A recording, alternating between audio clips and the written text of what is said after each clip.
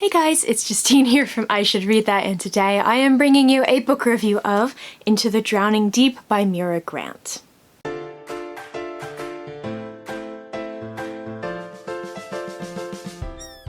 This is a book that I have been looking forward to reading for a very long time because Mira Grant is one of the many, I understand, pen names for Seanan McGuire, who of course has written the Wayward Children series of novellas, which I, for the most part, really love. It's one of my favorite series.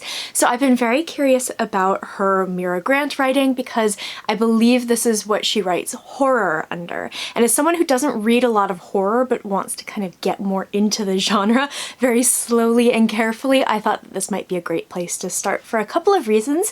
Namely, there are killer mermaids in this book, and that had me very excited. So I buddy read this with my friend Amber from Books of Amber, of course, as I do most of my buddy reads with her, and we had very similar feelings about this book. And I don't want to speak for her, but mainly we were slightly underwhelmed. I think that there are parts of this book that I really loved, but there were other parts of it that just didn't work for me, so I'm going to dive right in.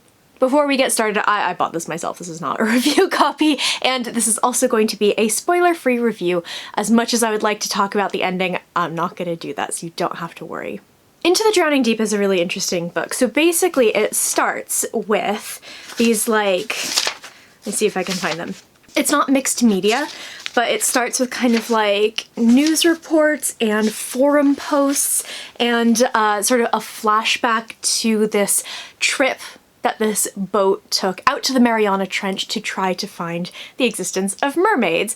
Kind of, because this was basically a expedition that was financed by a company called Imagine Entertainment, I think kind of like the Sci-Fi Channel, and they were going to create kind of a mockumentary about mermaids.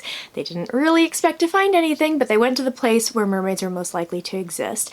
And the boat turns up at some point, and there's no trace of anyone on board. However, they do find some footage of these horrifying mermaid-like creatures basically just eviscerating the crew. And this footage has leaked much to Imagine's chagrin, and so many theories have popped up about this. So our quasi-main character, there's a lot of main characters in this book, we'll get to that later, but the one that we focus on initially is named Tori, and Tori's sister was an employee of Imagine Entertainment. She was going to be sort of the face of this documentary, and she was on this boat and she disappeared. So it's, I think, 7 years later, and they find out that Imagine is going to fund a second expedition to the Mariana Trench to try to find out not only what happened to the first expedition, but also to continue to try to discover the origin of mermaids, if they exist, if they don't exist, if this is all a hoax.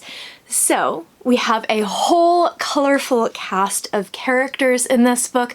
We have Tori, who is, she studies, she goes into it at some point in this book, but basically the sounds under the sea and uses them to kind of like isolate different things. It's a lot of science.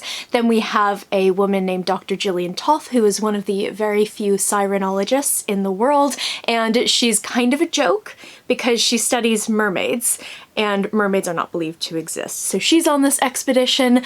We have a character, I believe his name is Toby Blackwell, who's sort of Imagine's kind of lackey who's on this boat. He's the one in charge, and he is the one who's making sure that everyone is doing what they're meant to be doing and protecting Imagine's interest. We have a young woman named Olivia and her cameraman Ray, and she is the one who's basically taking Tori's sister's place as the face of this new documentary.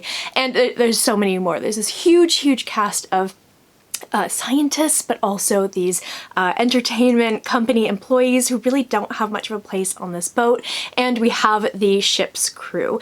And the book definitely flips back and forth kind of at rapid speed through various points of view, and it's not even necessarily something where the book focuses on one character for one chapter, even if it's a short chapter, and then it skips to another character in the next chapter. Each chapter is kind of a jumble of a bunch of points of view, which didn't really hinder the story for me, but it did make it kind of confusing to be leaping back and forth between characters. This cast is absolutely massive, and it's slightly ridiculous.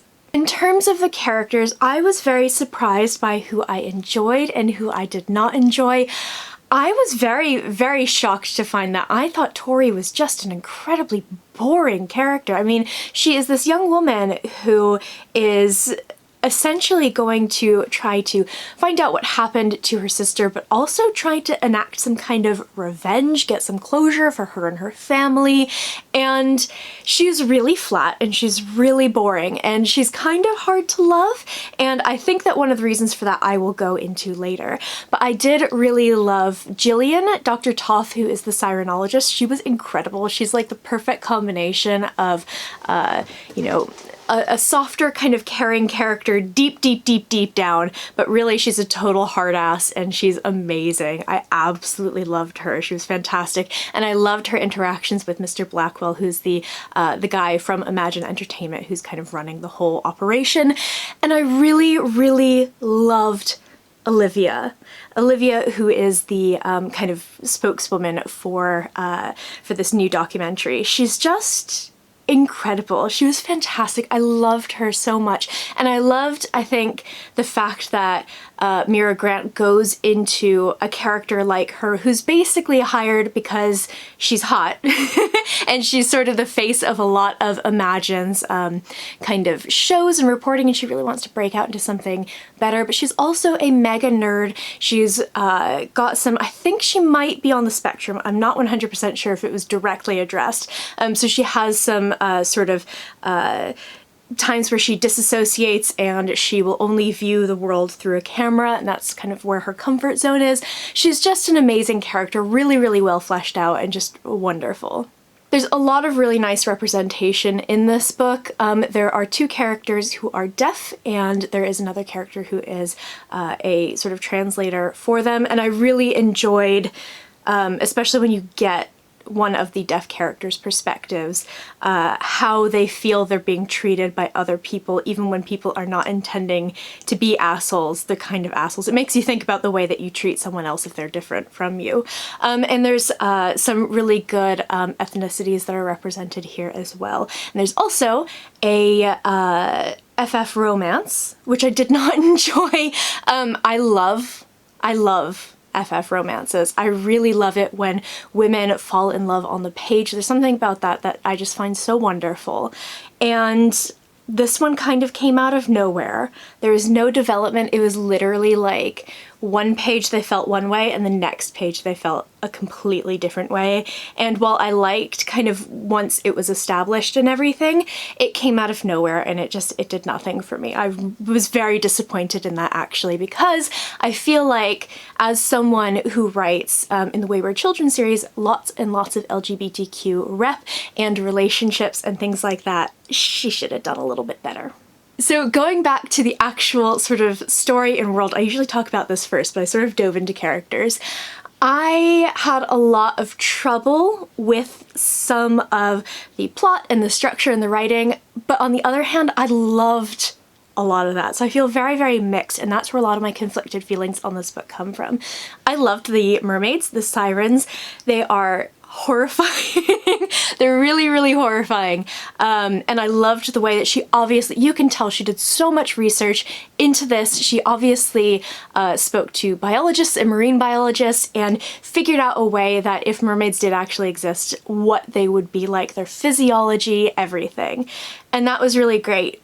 She really wanted you to know how much research she did, and I think the science in this book really bogged it down. About 100 pages of science could have been cut out, thrown in some more mermaids, because there's not that much killer mermaid in this book for a book about killer mermaids, and I think that you would have had a much, much better story. I think it would have flowed a lot better. The places where I had a lot of trouble with this book were when it got really bogged down in science. And it's not just marine biology, it's all kinds of science. Tons and tons of science. There's just so much of it. And my like childhood dream was to be a marine biologist. I don't have a head for science, so maybe that's part of this. But I wanted to love that aspect of this book, but I don't think that she translated it really well into a way that an average reader like me would necessarily understand. So that was very disappointing, and I think that that was really detrimental to this book. I ended up giving this 3 out of 5 stars. There was a lot that I loved. I know I've just said a lot of really bad things about it, but there was a lot that I really loved. I loved the mermaids. We could have had a lot more mermaid. And I loved some of the characters were just absolutely incredible. Some amazing characters. And I really liked the way that she set it up. I really love the fact that in the background, this is very much a climate change novel. That was all really great. It's just that some of the writing and the plotting didn't really work for me, unfortunately. I will say, super quick, there was someone who recommended the audiobook for this, and I really wish I had listened to you because I think that that would have really helped with a lot of the sciencey stuff. So if you are struggling with the physical copy, it might be worth picking up the audiobook. I can't say if that would actually help or not, but I think that this is one where the audiobook would have been a really, really good choice. So that is it for my review of Into the Drowning Deep. I hope you enjoyed this video. I would love to hear if you have read this book, if it's in your TBR, let me know what you thought of it. If you've read her other stuff, if you would recommend that, definitely let me know.